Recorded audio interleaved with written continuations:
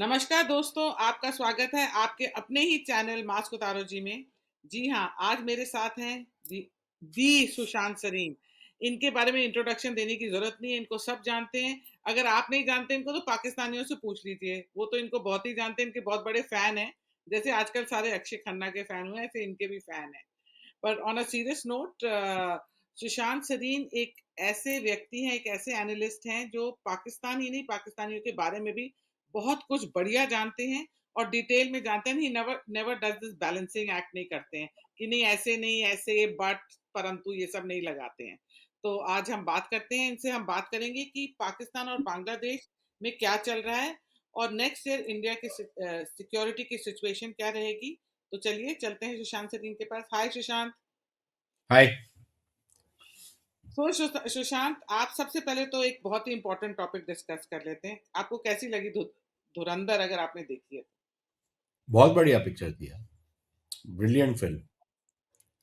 अच्छा, इस मूवी से रिलेटेड मैं दो क्वेश्चंस पूछूंगी आपसे कि एक तो आप ये बताओ, इसमें जो खनानी ब्रदर्स को दिखाया है वो कितना सच था, और इनके बारे में कुछ बातें ऐसी हैं जो दोनों ने कौन कौन से टेररिस्ट अटैक में अपने फंड्स लगाए हैं, और अब जावेद खनानी था उसकी डेथ कैसे हुई।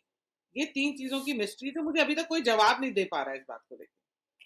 क्योंकि जवाब इसलिए नहीं कोई दे पाएगा आपको, because it is shrouded in mystery कि ये हुआ क्या एग्जैक्टली। देखिए ये लोग, ये जो खनानी एंड खनानी था, ये सबसे बड़े मनी लॉन्ड्रर्स थे पाकिस्तान में, और इनका कारोबार काफी जगह पे फैला हुआ था। अब देखिए धुरंधर में उस इंसिडेंट को लेकर के they weaved it into the story, लेकिन उनकी क्या इन्वॉल्वमेंट थी, कितनी थी, नहीं थी, ये कहना मुश्किल है।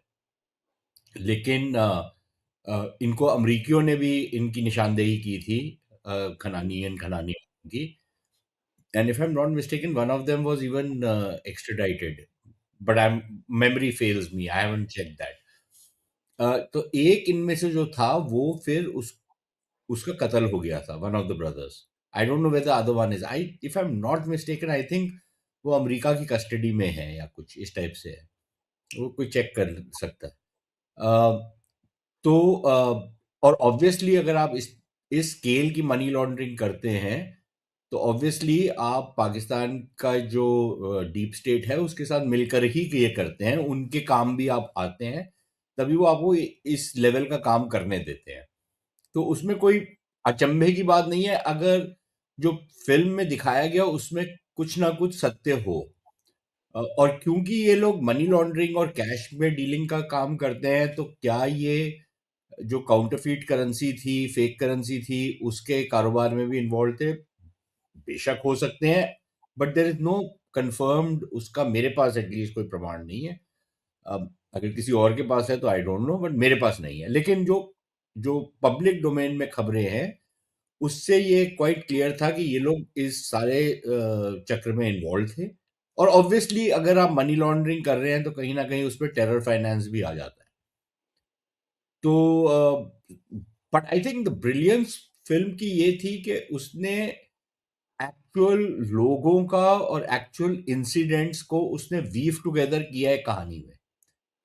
अ, है तो फिक्शन, लेकिन हाँ। उस फिक्शन में कुछ एलिमेंट सत्य के हैं। अब लोगों को जो मिर्ची लग रही है, ये जो आग लगी हुई है और बरनौल की जरूरत पड़ रही है बहुत सारे, खासतौर में भारत में, पाकिस्तानियों ने तो जो थोड़ा बहुत बोलना था वो बोला, वो तो वैसे ही बकवास करते हैं। बट भारत के अंदर वो जो एक वो है कि जी ये प्रोपोगंडा था, अभी एक वो एक आया है, अब क्या बोलूं, मेरा ही इज माई नेम से, बहुत ही घटिया आदमी है, लेकिन कि जी ये देखो, ये जो कव्वाली है, ना तो कारवां की तलाश है, ये तो लाहौर की है। चलो यार लाहौर हाँ, की है, सो व्हाट, मैंने भी सो सुनी व्हाट। है।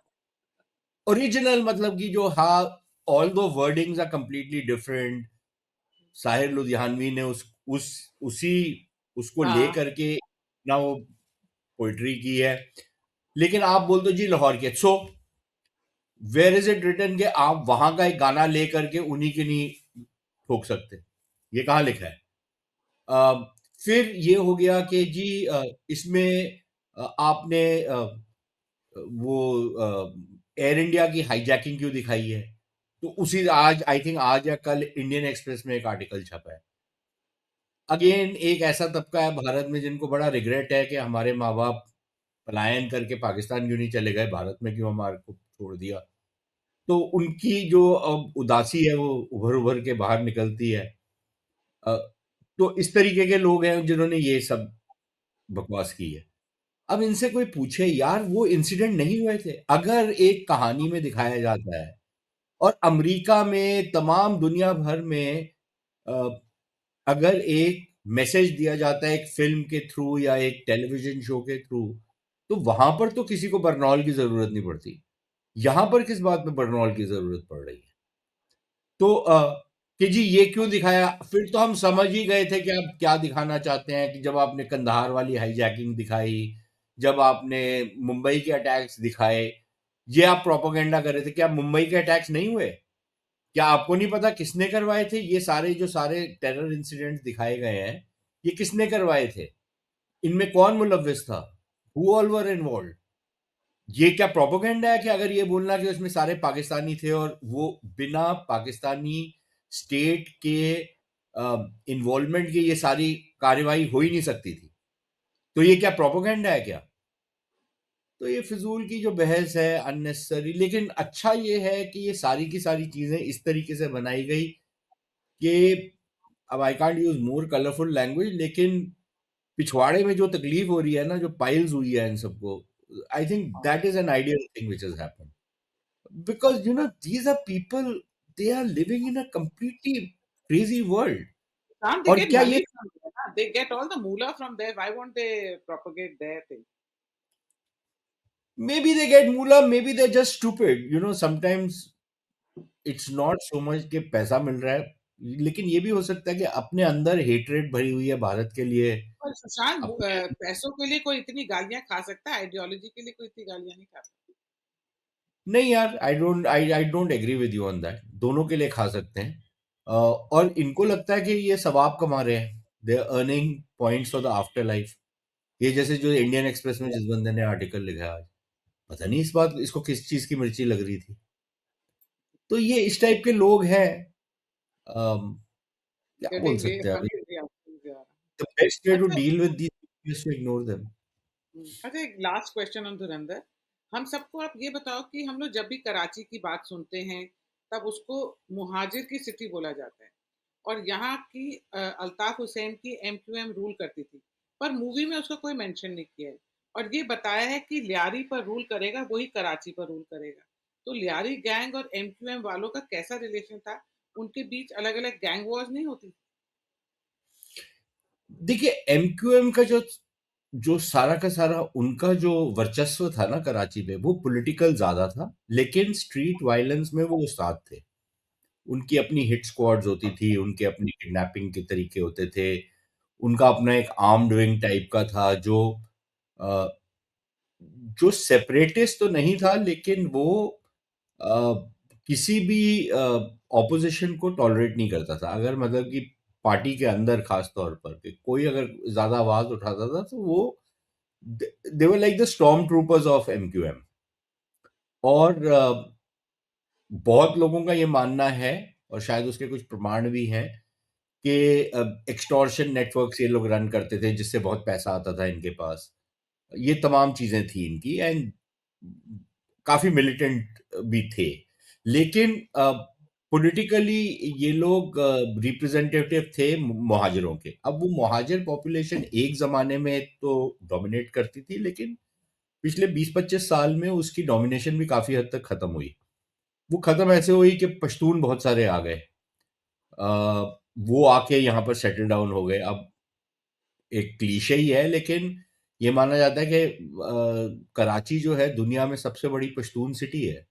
जितने पश्तून कराची में रहते हैं किसी और शहर में नहीं रहते, पेशावर में भी नहीं रहते। सो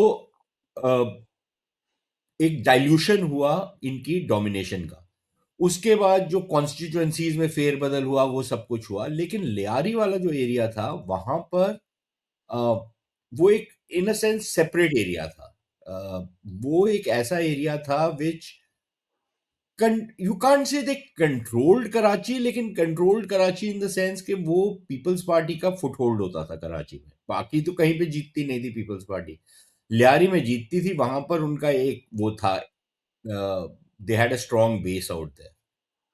और उसमें जब ये गैंग्स उभर करके आए लियारी में, और गैंग्स जो मोस्टली वहां पर बलोच पॉपुलेशन बहुत ज्यादा है, अ, तो बहुत सारे जो गैंग्स उभर करके आए वहां पर, वो ऐसे थे कि they were in a sense supportive of Peoples Party government, क्योंकि जो सरकार होती थी सिंध के अंदर वो पीपल्स पार्टी की थी।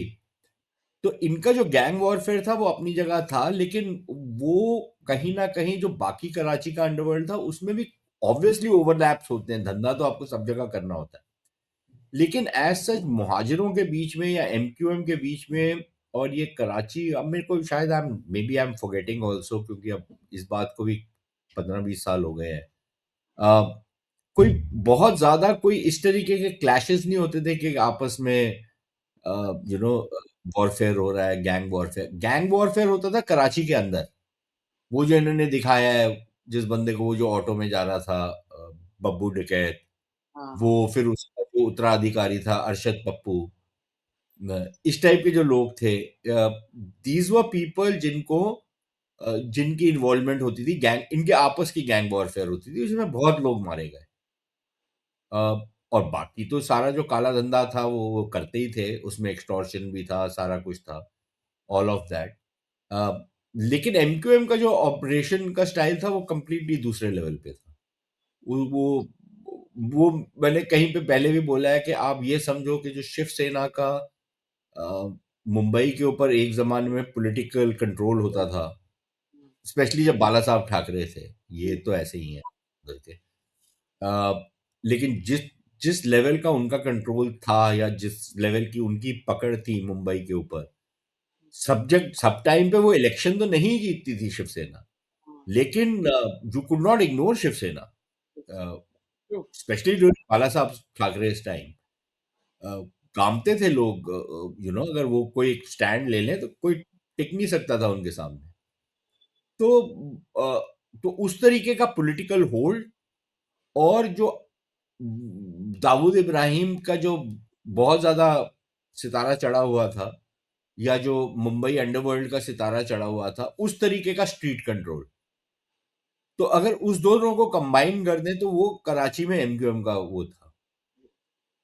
अब शिवसेना का ठीक है, लोकल लेवल पे थोड़े बहुत वो करते थे, मारपीट हो जाती थी ये उनकी। मोर ऑफ राउडी राउडी ज्यादा है इंस्टेड ऑफ। वो पॉलिटिकल ज्यादा होता था, they were not a criminal organisation, कभी भी नहीं थे। लेकिन स्ट्रीट पे जो उनका कंट्रोल था वो पॉलिटिकल था।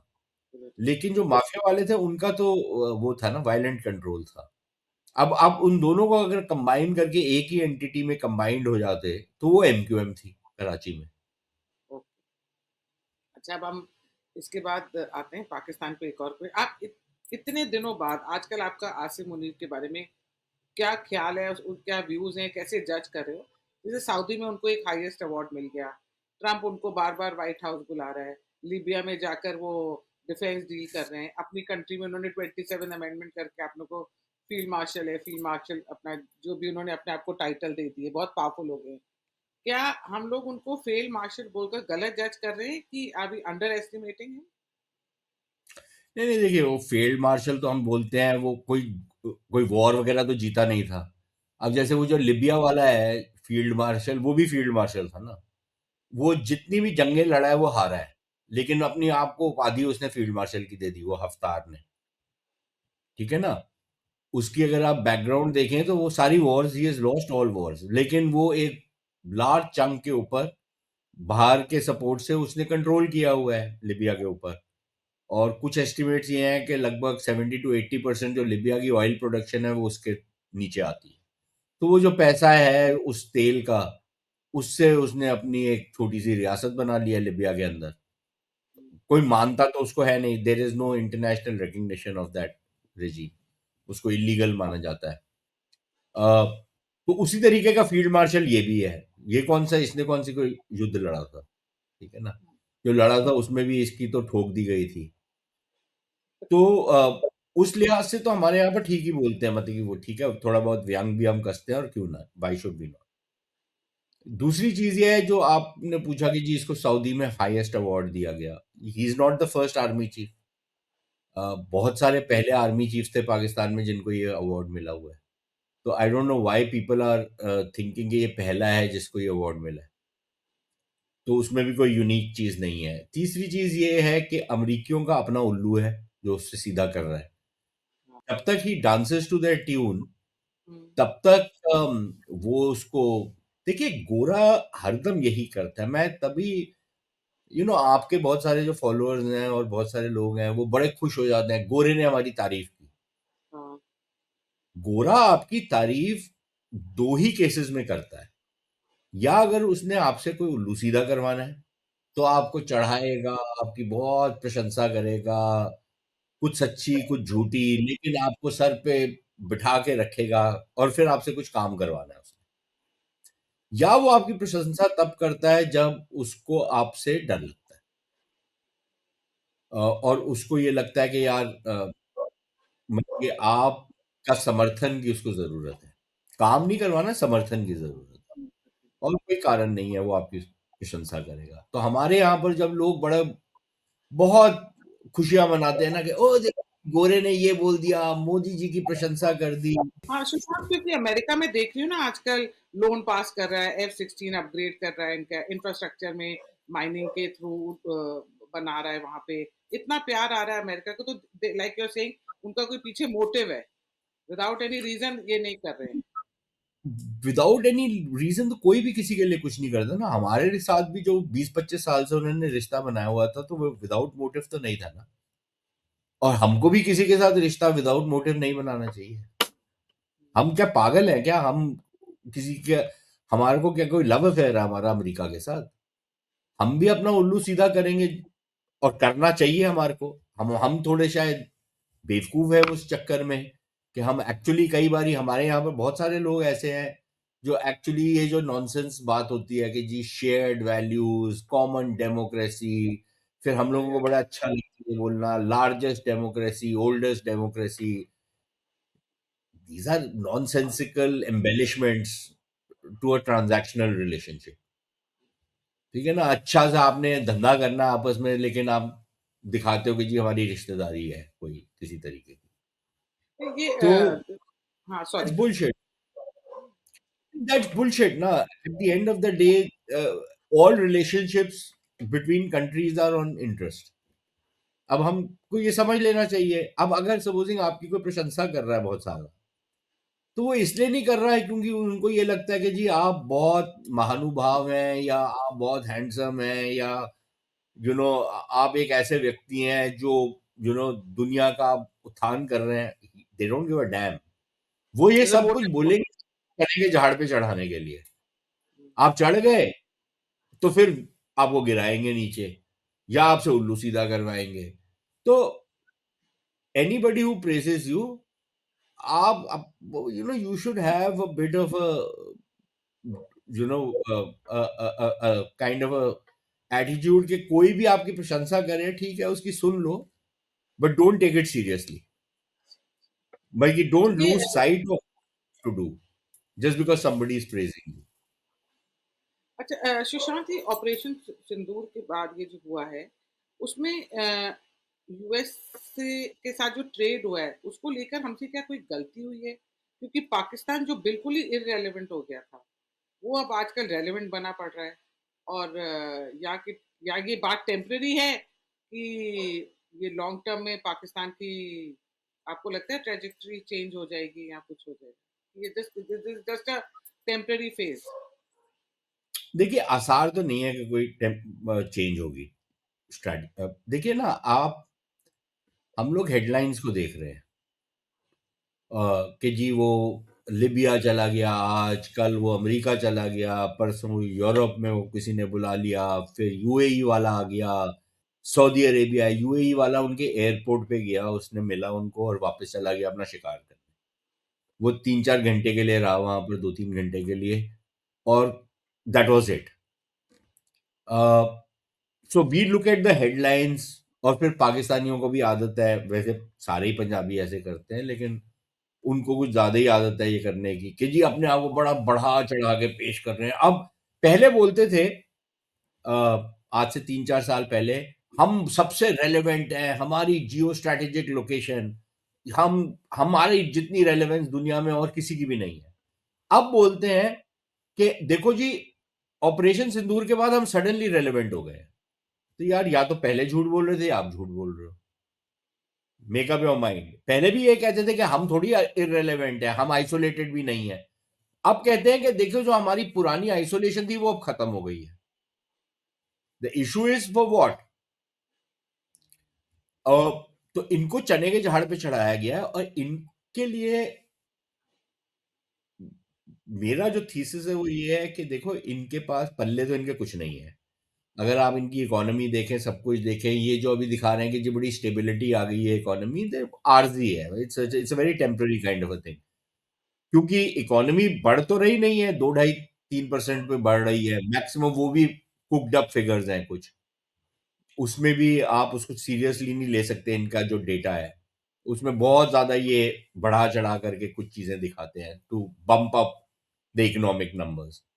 और उसकी असलियत आपको पता लगती है जो लोकल इकोनॉमी है। अब ट्रंप ने इनको 19% दे दिया तो बट इनके एक्सपोर्ट्स गिर गए हैं। हम हमारे को 50% लगाया, हमारे एक्सपोर्ट्स फिर भी राइज किए हैं। इनके ऊपर 19% लगाया, इनके एक्सपोर्ट्स गिर गए हैं। सो we'll have to wait and see how that trajectory works out. My own sense is कि ये एक स्ट्रैटेजिक ओवररीच में पड़ रहे हैं, इन द सेंस कि दुनिया में अपना दिखा रहे हैं कि हम बहुत रेलेवेंट हैं, हमारे बिना दुनिया नहीं चल सकती, मिडल ईस्ट में पीस होगा तो हम होंगे। अ, अब मिडल ईस्ट में नैरेटिव पीस वॉर क्या? जीतते हैं, नैरेटिव वॉर जीत जाते हैं। बट नैरेटिव वॉर के बाद एट द बेस में कुछ होना चाहिए ना।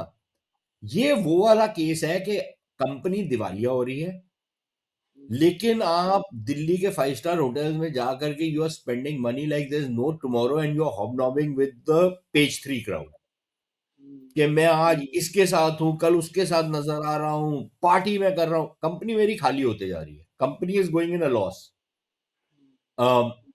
And company is in trouble.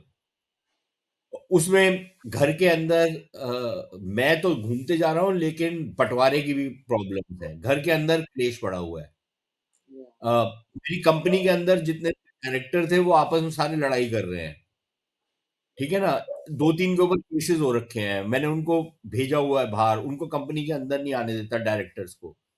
उनका क्लेम है लेकिन मैं आने नहीं दे रहा, लेकिन और दुनिया भर में घूम रहा हूँ जैसे मैं बहुत बड़ा चैंपियन हूँ। तो इशू ये है कि और दुनिया भर में जब मैं घूम रहा हूँ तो मैं कमिटमेंट्स कुछ ऐसी कर रहा हूँ because I want to show that I am relevant, जो मेरे अंदर जो वेयर विद ऑल है वो है ही नहीं, कि I can not fulfil those commitments unless somebody gives me money to fulfil those commitments. So you try to understand I am making that pitch. और ये दिल्ली में अगर आप बहुत सारे सर्कल में घूमते हैं तो आपने देखा होगा, ये अक्सर होता है, खासतौर हम पंजाबियों में बहुत ज्यादा होता है I कि know जब people Diwali. who take loan from the bank and go abroad. हाँ हाँ, ये दिखाने के लिए कि भाई हम we are hip and happening. अच्छा वो एक वो फिल्म कौन सी थी, वो जो वो क्रूज पे जा रहे होते हैं, अनिल कपूर होता है उसमें। Yeah, दिल धड़क हाँ वो that हाँ something like that हाँ सो हाँ बेसिकली इट इज दैट कि Zee company is in deep trouble but I need to go out there, I need to show that I can spend the money, that I am not broke, but I need somebody to pump in money so that my company can survive. It is that story. अब हमारे यहाँ पर भी कोई उसको deep study तो करता नहीं है, तो हम लोग यहाँ पर या कॉन्स्पिरेसी थियरीज बनाते हैं, या फिर हमारे यहाँ पर ये होता है कि जी अ, बहुत उन्होंने कोई बढ़त हासिल कर ली है। बट इफ यू वो जो लेयर्स ऊपर की हैं जब उसको आप हटाते हो तो असलियत जो है इन सिंपल टर्म्स जो मैंने आपको बताया हुआ है। अच्छा ये जो एशियन टेररिज्म पोर्टल है अगर उसकी रिपोर्ट पढ़ी जाए तो पाकिस्तान में 4,000 लोग टेररिस्ट अटैक्स में मारे गए हैं और उसमें से नेली 1,000-1,200 तो पाकिस्तान के अपने सोल्जर्स हैं। पर ये नंबर्स नहीं है जो पाकिस्तान के कि आर्मी ने बताए, इससे ज़्यादा ही होंगे ये करके। तो आपको क्या लगता है पाकिस्तान लोगों को ये सब दिखता नहीं है? या दे आर आर्मी इतनी स्ट्रांग है कि वो ये सब कुछ मैनेज कर लेती है और अगर कोई कुछ बोलने की हिम्मत भी नहीं रखता है और अगर हाँ, तो कैसे? कैसे मैनेज कर लेती है? यार आप अगर मुझे एक चीज बताओ ना, सपोजिंग मैं आपको बोलूं, सपोजिंग मैं आपको बोलूं कि आपको पता है कि बस्तर में 1 लाख आदमी मर गया है एक एपिडेमिक में, ठीक है? और आप बोले नहीं, मेरे पास तो खबर ही नहीं है, किसी ने रिपोर्ट ही नहीं किया, किसी को आदत ही नहीं है। आप मुझसे पूछते तेरे को कैसे पता? मैं कहता हूँ यार मैंने सोशल मीडिया पे देखा था, 4-5 वहां के लोग हैं, उन्होंने कुछ बताया था। आप कहते हैं नहीं, ऐसा तो कुछ हुआ ही नहीं है, ये सोशल मीडिया कब से रेलेवेंट हो गया? अब बहुत सारी जो इंफॉर्मेशन पाकिस्तान में आ रही है, जो मेन स्ट्रीम मीडिया है उसमें दे कैन नॉट रिपोर्ट। और बहुत सारे जो अटैक्स हो रहे हैं on a regular basis Balochistan में और खैबर पख्तूनख्वा में, वो उनको इजाजत ही नहीं है रिपोर्ट करने की। वो वही रिपोर्ट कर सकते हैं जो उनको हैंड आउट दिया जाता है।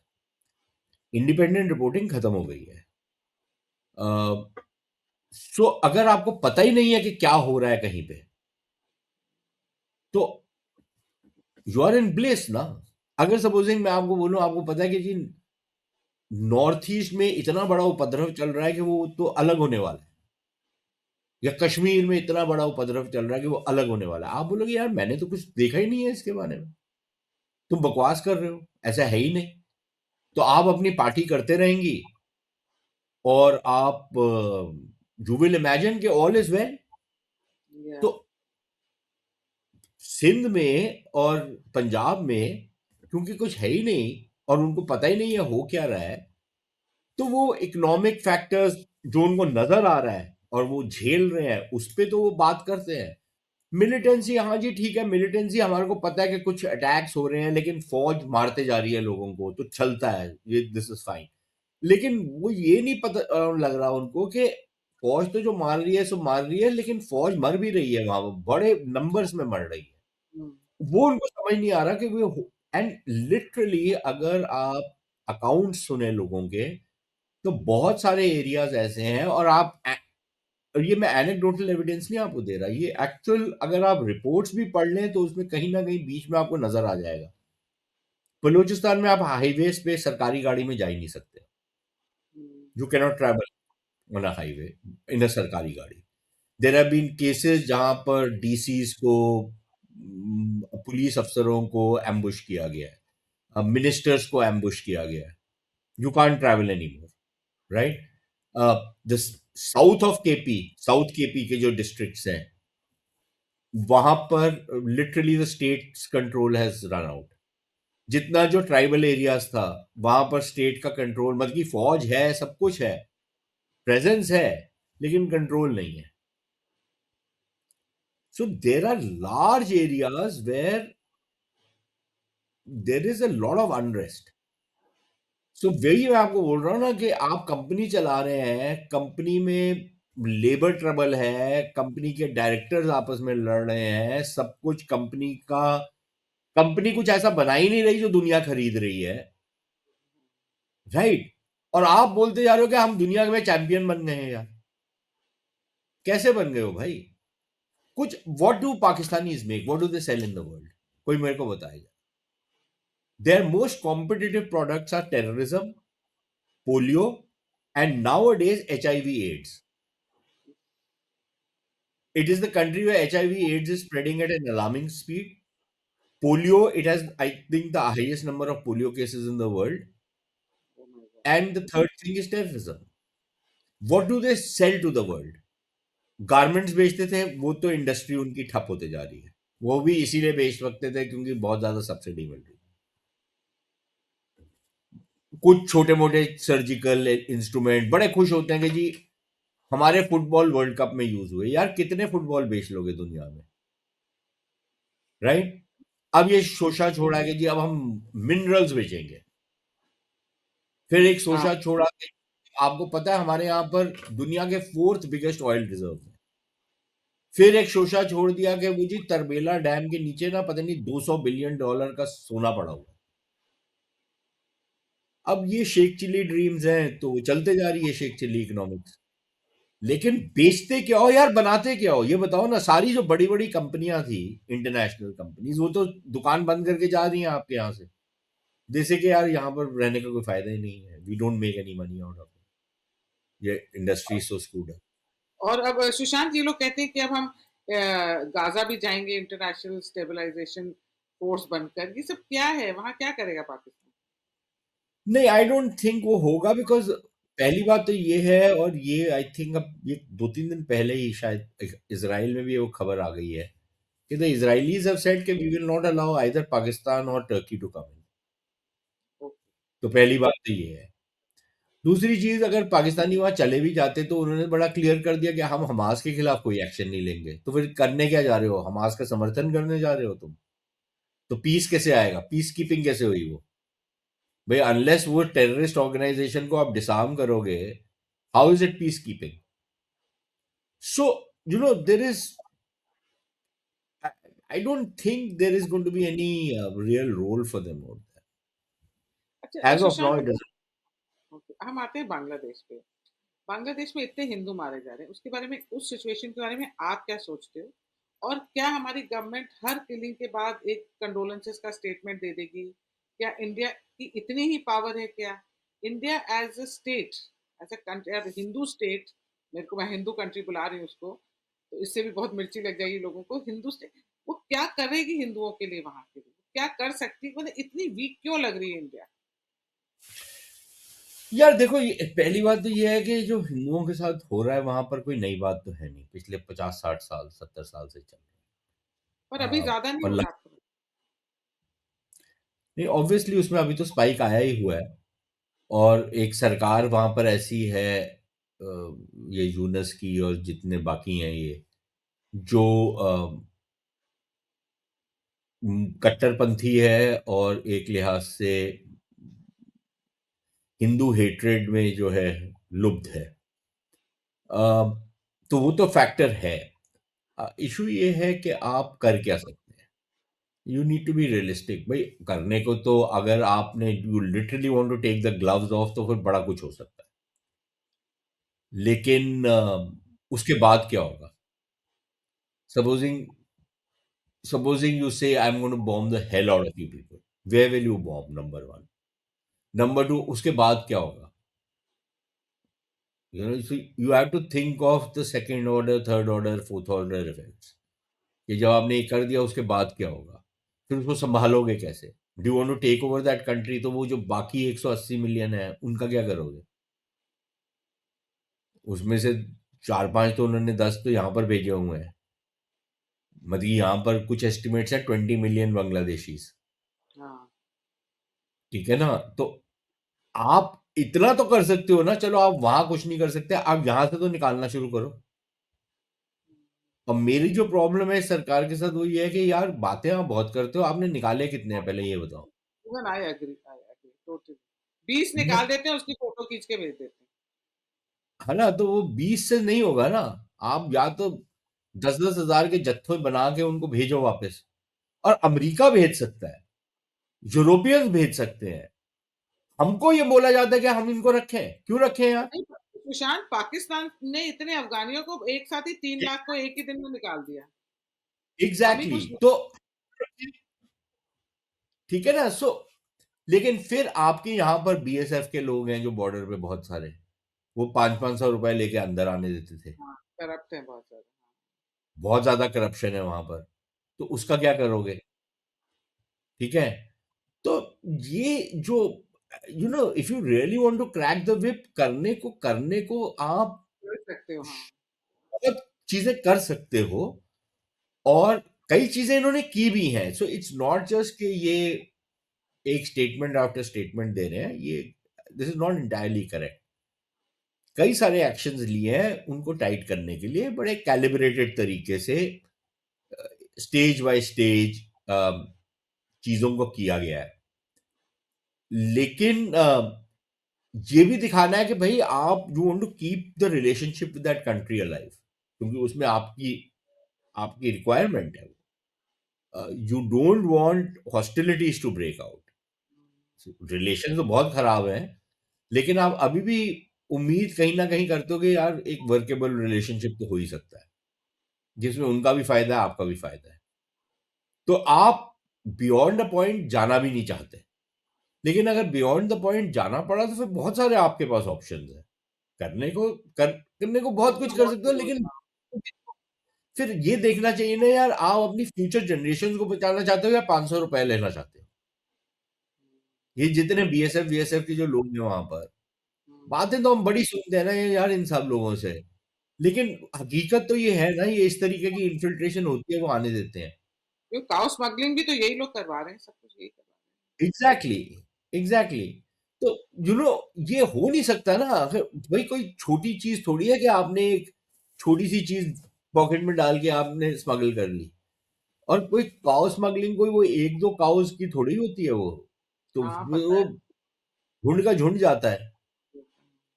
तो somebody should be asking those questions। यार ये कैसे हो रहा, ये तो हो नहीं सकता कि आप ये बोलो कि जी पता नहीं हमारे को इन्फिल्ट्रेशन कहाँ से हो रही है। पोरस बॉर्डर है, बिल्कुल है पोरस बॉर्डर, मैं मानता हूं पोरस बॉर्डर है, लेकिन आपको पता है ना पोरोसिटी कहां पर है और कहां पर आप नहीं है। तो आप वहां पर इन्वेस्ट करो ताकि आप जितना उसको लिमिट कर सकते हो। अगर 100 आदमी आता है तो कल को अगर सिर्फ 5 जा सकता है, तो दैट्स एन इम्प्रूवमेंट ना। You control the border much better. फिर ये है कि हमने शेख हसीना की जब सरकार थी तो हमारे बीच में ये एक अंडरस्टैंडिंग हुई कि भाई फायरिंग नहीं होगी बॉर्डर पे जब इन्फिल्ट्रेशन होती है। I think we need to end that thing कि भाई अगर आप बॉर्डर के 50 मीटर के नीचे अंदर आ रहे हैं तो फायरिंग होगी। फिर भाई you can not be allowed to infiltrate. और ये इनएडवर्टेंट, अगर इनएडवर्टेंट की वो है तो फिर हम फेंसिंग करते हैं बिल्कुल right on the zero line. वहां फेंसिंग करते हैं, आप जीरो लाइन तक आ जाएं, उसके आगे आपने एक कोशिश की तो हम फायरिंग करेंगे। कुछ इस टाइप का बनाना चाहिए ना कि भाई हम we will not allow it. ये क्या मतलब है कि आप बांग्लादेशी कहते हैं कि नहीं जी आप हमारे बंदों को क्यों मारते हैं गोली, अरे वो क्रॉस ओवर क्यों कर रहे हैं यार, why should they be allowed to cross over. आप ये कहते हैं कि जी वो वहां पर पता नहीं लगता, तो फिर पता लगने के लिए फिर वो बना लो। वो आप बनाने नहीं देते कि जी ये तो परमिशन नहीं है, ये तो हम कर नहीं सकते। आप बॉर्डर को डिलीनिएट नहीं करोगे, जब दूसरा आदमी क्रॉस करता है आप फायरिंग करोगे तो बोलते जी फायरिंग मत करो। हर एक चीज तो नहीं हो सकता ना यार। अच्छा, I think we need Sushma. To हाँ, सॉरी, बी हाँ। Very clear. Clear about it. ये जो तारिक रहमान 17 साल बाद आया है और वो कह रहा है कि वो बीएनपी को लीड करेगा, और हमारे यहाँ के कई लोग इमोशनल हो रहे हैं और बोल रहे हैं he is very democratic, he is very secular, और 12 फरवरी को जो इलेक्शन होंगे उसमें वो जीतेगा भी। तो आपको लगता है कि इलेक्शन के बाद बांग्लादेश में कोई सिचुएशन ठीक होएगी और हिंदूज के लिए कुछ बेटर होगा, कुछ आपको लगता है? अनलाइक देखिए ना, जब ये लोग थे पावर में तब ये कौन से कोई बहुत अच्छे थे, तारिक रहमान वगैरह। ठीक है पर इनका तभी उस समय तभी अलग। तब पर सुशांत, तब ये वो जमाते, वो इनकी जो है उसके साथ थे ना, तो वो लोग तो रिजिड थे ही, वो तो रेडिकलाइज थे ही, तो उनको खुश, वो लोग उनको कुछ भी करने देते थे। अब तो ये आ नहीं रहे हैं वो जमात वाली पार्टी के साथ, तो शायद दे माइट। तो यार we have to, the proof of the pudding is in its eating. तो let us wait and see. अगर वो जीतता है, पहली बात जीतता है तो फिर जो सरकार अगर बनाता है तो किस तरीके की सरकार बनाता है, उसमें वो क्या क्या करते हैं। Do they take the necessary steps to address India's concerns and जो माइनॉरिटीज हैं वहां पर उनकी कंसर्न्स। तो this has to be seen ना। वी कांट, बोलने को तो आप कुछ भी बोल सकते हो, लेकिन वो जो एक जमाना ये था कि जब he was playing FTSE with everybody. या हो सकता है कि एग्जाइल में रहा है तो थोड़ी अकल भी आ गई है, प्रैग्मेटिक हो गया है, समझदार हो गया है। अ, पर 17 साल एग्जाइल में इसकी मदर भी काफी रेडिकलाइज थी। मैं देखिए देखिए ना, रेडिकलाइज तो मैं नहीं कहूंगा, लेकिन डेफिनेटली कोई, she is not soft on India, let's just put it this way. But there is a difference in not being soft on India and being radicalised. तो बीएनपी का प्रॉब्लम ये रहा है कि वो जो बांग्लादेशी नेशनलिज्म है उसको एक लिहाज से एंटी इंडियाइज्म में वो अच्छा, परिभाषित करते हैं, तो वो ओके। प्रॉब्लम हो जाती है ना फिर, लेकिन मतलब हम यहाँ एंटी यू कैन पाकिस्तान करते हैं। Without being anti India. अच्छा, मेरे को लास्ट क्वेश्चन सुशांत, मैंने आपको मुझे काफी अपना समय दिया। मुझे ये पूछें कि पाकिस्तान और बांग्लादेश की आजकल दोस्ती क्या हो रही है, और पाकिस्तान का क्या रोल है ये बांग्लादेश में जो सिचुएशन हो रही है, एंटी हिंदू एंटी इंडिया, उसमें पाकिस्तान क्या रोल प्ले कर रहा यार रोल तो एक लिहाज से तो पाकिस्तान ऑपरेट करता है जमात इस्लामी के थ्रू, और इसीलिए हमारे को बहुत केयरफुल रहना चाहिए। हमारे यहाँ पर भी जो जमात इस्लामी है साइलेंटली बड़ा अपना नेटवर्क वेटवर्क बना रहे हैं, है? हाँ, तो ट्रू। इनके ऊपर बड़ा क्लोज नजर रखनी चाहिए। आइडियली तो बैन कर देनी चाहिए इस पार्टी को, लेकिन एविडेंस उसके लिए इकट्ठा करिए और उसको बैन करिए ताकि ये जो नासूर है वो भारत में ना हो। लेकिन ये बेसिकली जमात इस्लामी वाले जो हैं वो हैं पाकिस्तानी प्रॉक्सीज। तो एक तो वो पहलू है, दूसरा ये है कि जो अभी सरकार बनी है वो भी ये ढूंढ रही है कि अगर इंडिया को बैलेंस आउट करना है तो हम पाकिस्तान के साथ पींगे बढ़ाते हैं। और पाकिस्तानियों को बड़ी खुशी होगी ये करने में कि अगर हम बांग्लादेश के अंदर हमारे को दोबारा से एंट्री मिल जाती है जो अ, शेख हसीना के आने से पहले थी, या जो care taker government Sheikh Hasina से पहले थी 2007 में जो आई थी, अ, उससे पहले जो हमारे को एक खुली छूट मिली हुई थी यहाँ पर, वो अगर दोबारा से सिचुएशन हो जाती है तो फिर हम हिंदुस्तान के लिए बहुत ज्यादा प्रॉब्लम्स क्रिएट कर सकते हैं बांग्लादेशियों के साथ मिल करके।